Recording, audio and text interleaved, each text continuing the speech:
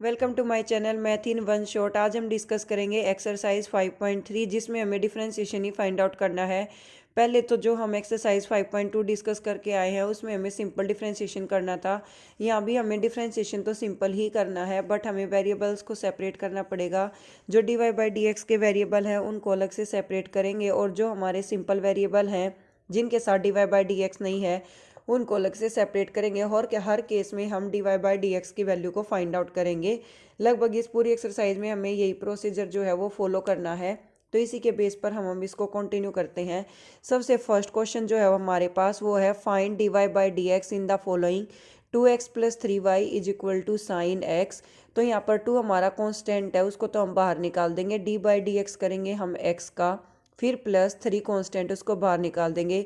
dy/dx करेंगे y का, फिर dy/dx करेंगे sin x का।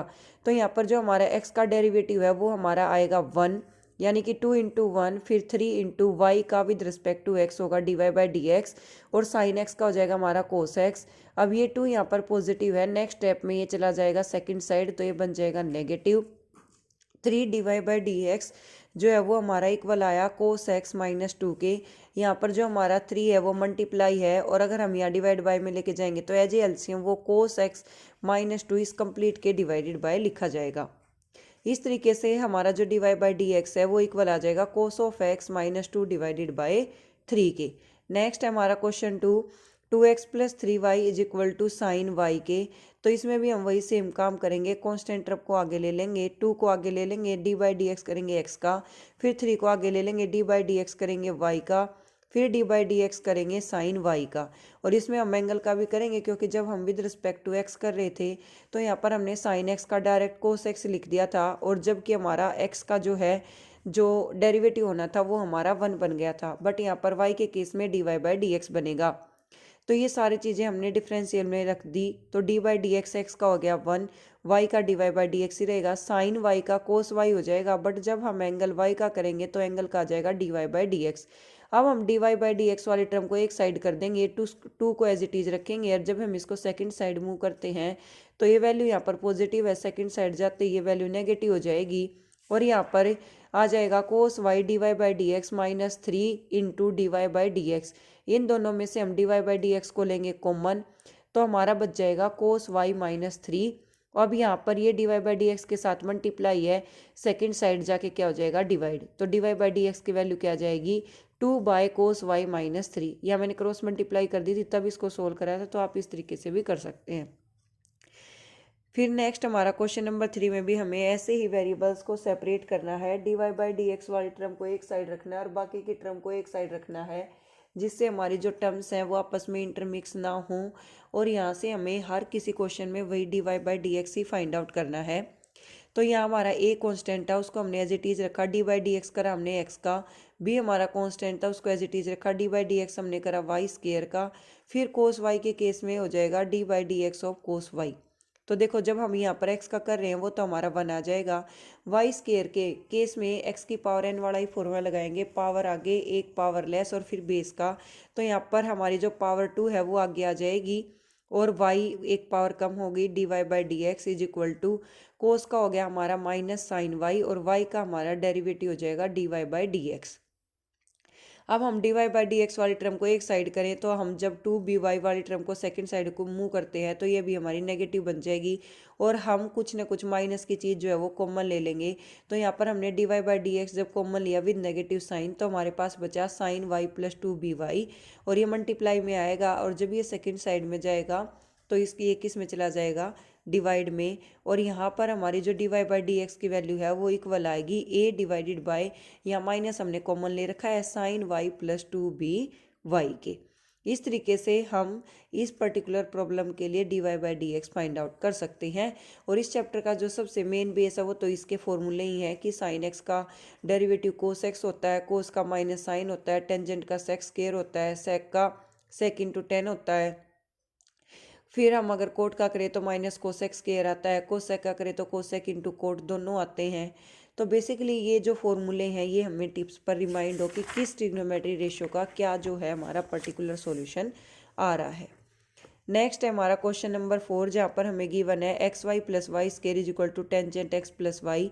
अब हम इसको भी विद रिस्पेक्ट टू एक्स से डिफ्रेंशिएट करेंगे, बट यहाँ पर आप देख रहे हैं कि एक्स और वाई यहाँ पर हमारे दो फंक्शन है, और जहाँ पर हमारे डिफ्रेंशिएशन में दो फंक्शन होते हैं तो वहाँ पर हम क्या करते हैं कि जो भी हमारे दो फंक्शन दे रखे हैं वहाँ पर u इंटू वी अप्लाई करते हैं कि पहला फंक्शन एज इट इज रहेगा, दूसरे का हो जाएगा डेरिवेटिव, यानी कि x एज इट इज रहेगा और y का डेरिवेटिव हो गया d Y by D x plus से फिर हमारा डी वाई डी एक्स करेंगे हम वाई स्केयर का, फिर डी वाई डी एक्स करेंगे टेंजेंट एक्स का, और फिर डी वाई डी एक्स करेंगे वाई का। तो यहाँ पर जब हमने डी वाई डी एक्स करा वाई का तो वही आ गया d Y by D x plus x का हो जाएगा 1, और यहाँ पर पावर 2 आगे एक power less d Y by D x साथ में, और टेंजेंट का हो जाएगा sec square x plus y का हो गया d Y by D x. अब यहाँ पर हम x into d Y by D x को एज इट इज रखेंगे, और जो जो हमारी डी वाई बाई डी एक्स वाली टर्म है उनको हमें लेफ्ट हैंड साइड इकट्ठा कर रहे हैं। तो x d Y by D x plus 2y d Y by D x, यहाँ पर d Y by D x जो है वो पॉजिटिव है, और जैसे ही हमने इसको सेकंड साइड मूव किया तो इसका साइन हो गया चेंज और ये हो गया नेगेटिव। अब इस पूरी इक्वेशन में से अगर हम D Y by D x common लेते हैं तो यहाँ हमारे पास x बनेगा, यहाँ 2y बनेगा, और यहाँ बनेगा माइनस का 1 equal to sec square x minus d Y by D x की। ये तो हमने इधर ले ली। अब यहाँ पर जो y था वो इधर आके क्या हो गया नेगेटिव। अब कॉमन लेने के बाद जो हमारी D Y by D x के साथ टर्म बचती हैं वो हमारी टर्म बची एक्स प्लस 2y माइनस 1 डेट equal to sec square x minus y. यहाँ से हम D Y by D x की वैल्यू निकालेंगे, sec square x minus y तो रहेगा हमारा एज इट इज, और ये टर्म हमारी डिवाइड बाय चली जाएगी। कौन सी टर्म डिवाइड बाय जाएगी? एक्स प्लस 2y माइनस 1 वाली। क्वेश्चन नंबर 5 में हमें गिवन है x square plus x y plus y square equal to 100। एक सेकेंड, डिफ्रेंशिएट करेंगे with respect to x, d by D x करेंगे एक्स स्केयर का, फिर हम एक्स को एज इट इज रखेंगे, यहाँ पर u इंटू अप्लाई करेंगे, u as it is v का डेरिवेटिव, फिर plus v as it is u का डेरिवेटिव, फिर plus D Y by D x करेंगे हम y स्केयर का, फिर हम डी बाई डी एक्स करेंगे 100 का।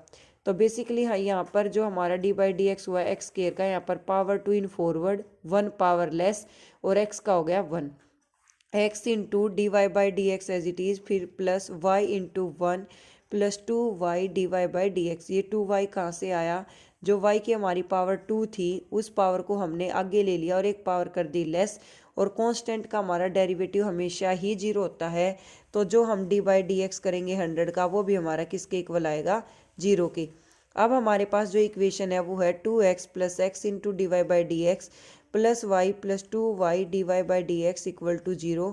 तो बेसिकली हमारे पास d Y by D x की दो टर्म है, एक x वाली है और एक 2y वाली है, तो इन दोनों में से हम D Y by D x common ले लेते हैं, तो ये हमारा पॉजिटिव बन जाएगा x प्लस 2y। अब यहाँ पर हमारा 2x भी नेगेटिव है, सेकेंड पॉजिटिव है, सेकेंड साइड जाके हो जाएगा नेगेटिव, और y भी यहाँ पॉजिटिव है, सेकेंड साइड जाके हो जाएगा नेगेटिव। तो D Y by D x जो है वो हमारा इक्वल आएगा minus of 2x plus Y, क्योंकि दोनों ही टर्म नेगेटिव है इसलिए हमने माइनस क्या ले ली? कॉमन। डिवाइडेड बाय जो भी हमारी D Y by D x के साथ वैल्यू मल्टीप्लाई थी वही हमारी डिवाइड बाय आ जाएगी, यानी कि x plus 2y। I repeat all the formulas again. Differentiation sine x का होता है कोस एक्स, कोस का होता है माइनस साइन एक्स, टेंजेंट का होता है सेक स्केयर एक्स, सेक का होता है सेक इंटू टेन, कोट का होता है माइनस कोसिकेंट स्केयर एक्स, और नॉर्मली अगर हम कोसिकेंट एक्स का करते हैं तो क्या आ जाता है? Cosecant x into cot x. और ऐसे ही अगर हम x की पावर n का अगर हम करते हैं डिफ्रेंशिएशन तो पावर इन फॉरवर्ड, यानी कि पावर तो आगे आ जाती है और x की पावर जो है वो 1 कम में हो जाती है। Thank you so much for watching. For more videos like share and subscribe my channel.